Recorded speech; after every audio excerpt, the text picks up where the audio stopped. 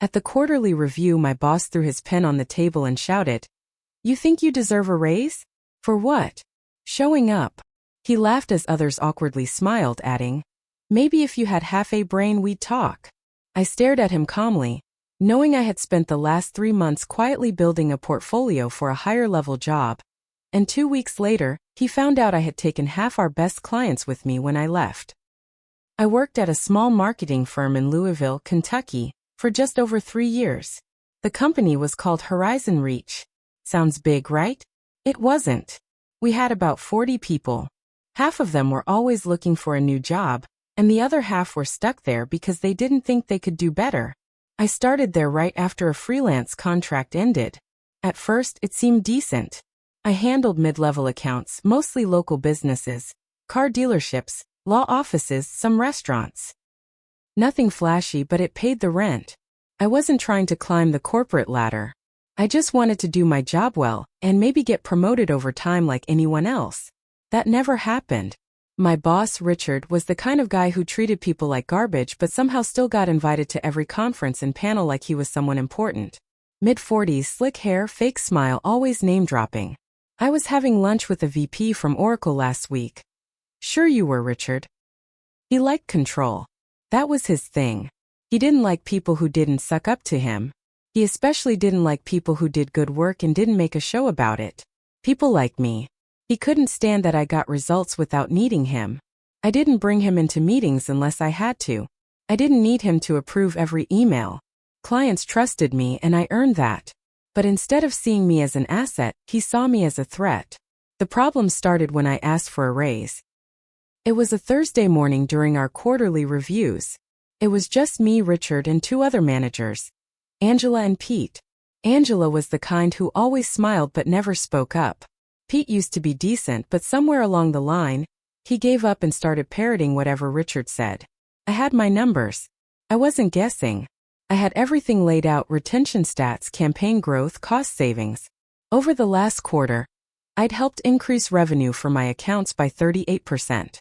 Not teamwork revenue. My revenue. I handed Richard the printout. He didn't even look at it.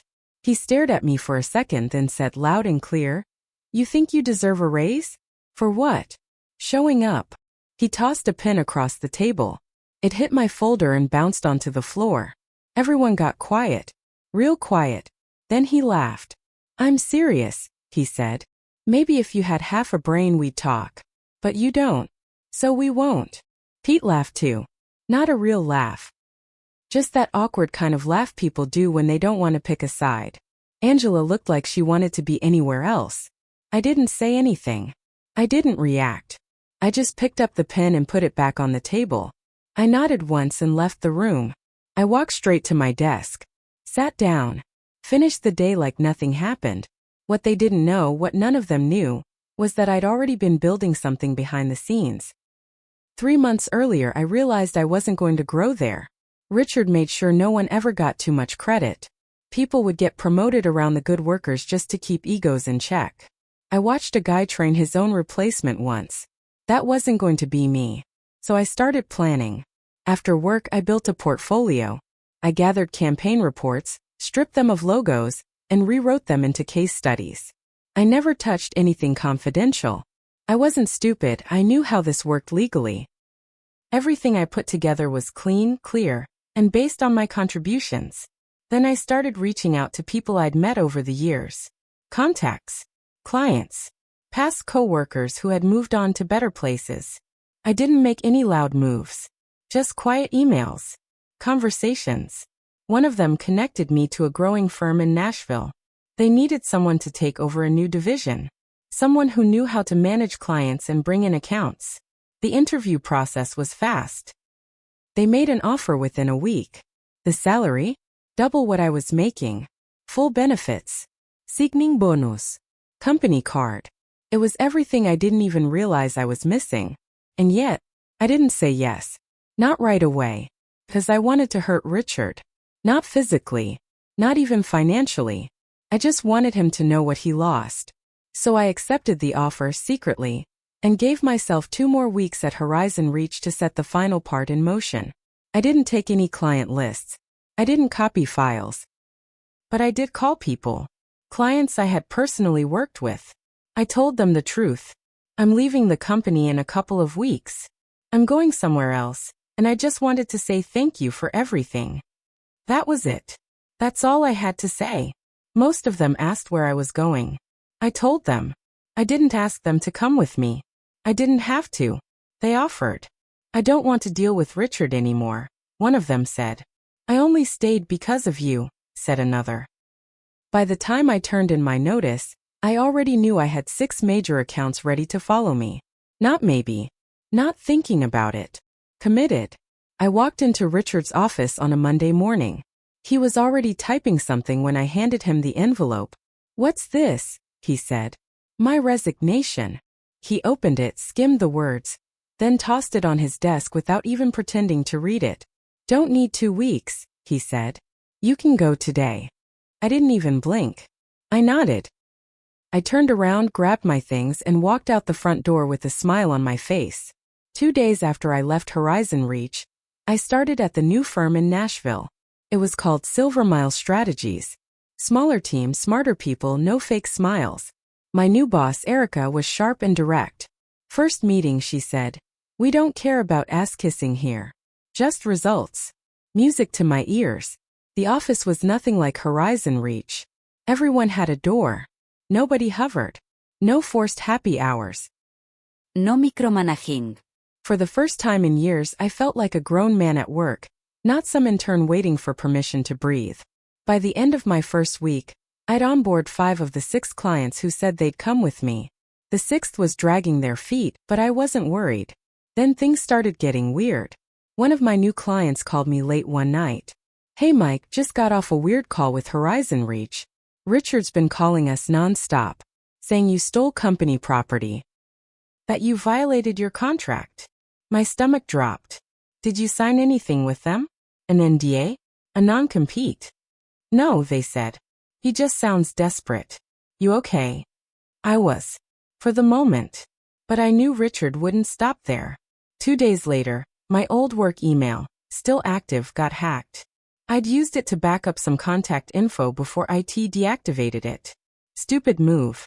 I got locked out of a few personal accounts I'd linked to that email over the years. Then, a LinkedIn post went up from Horizon Reach's company page. "We take integrity seriously. Unfortunately, not everyone shares that value. We're pursuing legal action against a former employee who acted in bad faith and damaged client relationships." He didn't name me, but everyone knew. I stayed calm. I forwarded the post to Erica and the legal team at Silver Mile. They responded fast. "Don't engage. We'll handle it." But it didn't stop there. Angela, my old coworker, called me from a private number one night. She sounded shaken. "Look, I probably shouldn't be calling you, but you need to know. Richard's trying to ruin you. He's going through your old emails, pulling every message where you talk to clients, looking for something to use." "Why are you telling me this?" I asked. She sighed. "Because I'm quitting next week. And because I saw what you did here. You kept the lights on for a lot of us.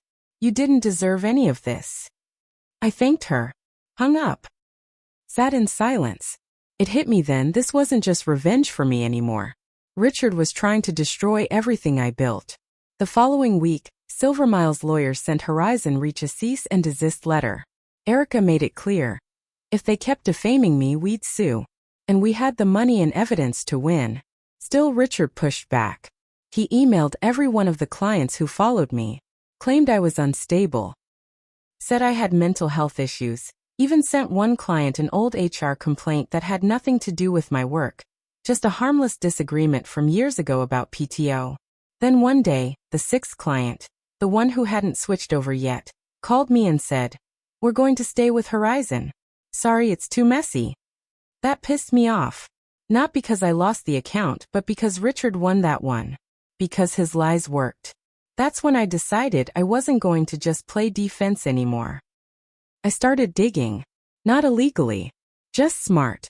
I remembered a guy who used to work in accounting at Horizon Reach, Darren. Quiet guy, left the company 2 years ago. I found him on Facebook. Sent a message. He replied that same day. "Yeah, I left because of Richard," he said. Why? I told him everything. Not begging. Just facts. He asked for a phone call. During that call, Darren told me something I never expected. Richard's been cooking the books for years. Mostly billing. Adding service fees that weren't real, delaying vendor payments, inflating hours. I felt my jaw tighten. You have proof. Not directly, but I can point you to people who might. He gave me names, emails, a list of 3 former vendors who had all dropped Horizon Reach for payment issues. I sent that list to Erica. Her reply: let's go after him. Once Erica had the names, things moved fast. She pulled in a private audit firm she'd worked with before. Guys who specialized in corporate fraud and billing irregularities. Not police, not government. Just professionals who knew how to find things that weren't meant to be found. They didn't even need access to Horizon Reach's books directly. All they needed were the invoices Richard had sent to the clients who now worked with us. We had those. I gave them everything. Every invoice I'd saved, every billing record a client had forwarded. Even a few older files from when I still worked there. Stuff that looked fine at the time but felt off when I looked back.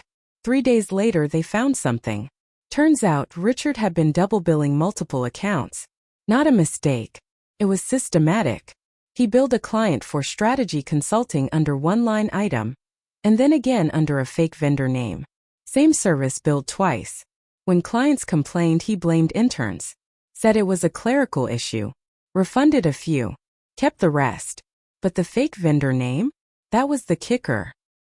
It was a shell account, registered to a P.O. box outside Cincinnati. Guess who the registered agent was? His sister. Erica got her legal team on the phone with one of the big clients he had double billed. A national food distributor worth 7 figures in annual spend. When they saw the evidence, they were pissed. Quietly, they said they'd be pulling out by the end of the quarter. Then it got even better. One of Richard's former employees, another guy from finance named Levi, saw the LinkedIn drama and reached out to Silvermile directly. Sent a full report. Turns out Richard had been using company credit cards for personal stuff for years. Flights, hotel upgrades, dinners that never happened. Even a vacation to Vegas last spring he billed as a corporate retreat. We didn't have to lift a finger. These people came to us. Because when someone like Richard burns that many bridges, eventually the fire circles back. But Richard wasn't done trying to fight.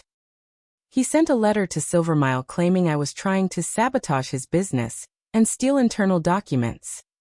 His lawyer, probably some friend of a friend, sent a demand letter asking for all Horizon Reach client info to be returned. Silvermile's legal team responded with a package that included every invoice he'd falsified, the shell company information, and a breakdown of the personal spending. Then they made one move I didn't see coming. They sent the entire file to the IRS and the Kentucky Department of Revenue and the food distributor's corporate legal department. I didn't know if he'd go to jail. That wasn't the point. The point was, now he couldn't hide. About a week later, Angela, the same coworker who warned me before, called again. You won't believe what just happened, she said. Try me. The IRS just walked into the office this morning. Like actual agents. They brought boxes. Scanners. It's a full audit. I didn't say anything. I just let her talk. Richard lost it. Yelled at everyone. Said someone was setting him up. But Mike, the best part? Pete finally snapped. Told Richard in front of everyone that this was his fault. Then quit. Like walked out. Took his stuff and left. My hands were shaking. Not from nerves. From adrenaline. This was real.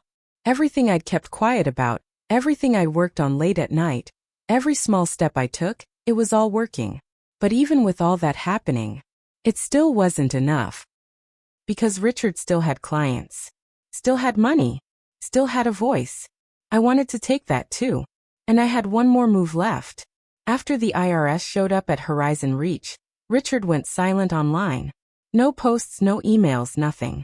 But I knew he wasn't giving up. Not yet. He still had one card left to play. He was still on the board.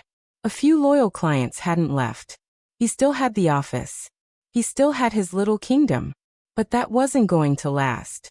I told Erica I wanted to go all the way. Let's finish this, I said. She didn't hesitate. Then we're doing it smart. We used what we had, documents, testimony, witness accounts, and filed a civil fraud complaint in Jefferson County. It wasn't just about me anymore. It was Silvermile suing Horizon Reach for defamation, client interference, and damages from the smear campaign Richard launched against me. That meant court dates. That meant discovery. That meant Horizon Reach had to open up their books officially. The court ordered a third-party audit, and that was the final blow. Turns out, Richard's fraud ran deeper than anyone expected. The shell vendor wasn't the only one. There were 3. One in Kentucky, one in Indiana, one in Ohio. All set up under variations of family member names. One was his nephew, who was 19 and didn't even know his name was being used. He'd siphoned close to $700,000 over 6 years. Falsified records. Claimed expenses that didn't exist. Some clients had paid for the same service 3 times. And when they found out, they dropped him. Fast. The national food distributor terminated their contract. Another retail chain followed. Then a law firm client we hadn't even touched left on their own. Just gone. No announcement. Within 45 days, Horizon Reach lost over 80% of its revenue. Angela kept feeding me updates. I didn't ask for them. She just sent them. Richard laid off the design team today. Said they were dead weight.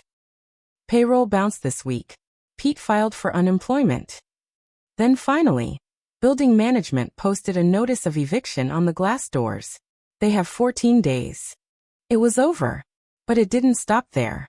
The IRS hit him with a fine, over $200,000 in back taxes and penalties. The state came next. Then the feds opened an investigation. I never got the full details of the criminal side, but I do know this. Richard was arrested. I saw it on the news one morning while drinking coffee in the break room at Silvermile. Louisville business owner under federal investigation for fraud and tax evasion. There he was. Hair messed up. Wrinkled suit. No smirk. Finally quiet. The civil case was settled out of court. Silvermile got a payout. I got a personal settlement too. Enough to pay off my student loans and finally buy a small house outside the city. The day I moved in, I stood on the front porch and thought about everything. Not just the revenge, but the way it all unfolded. It wasn't fast.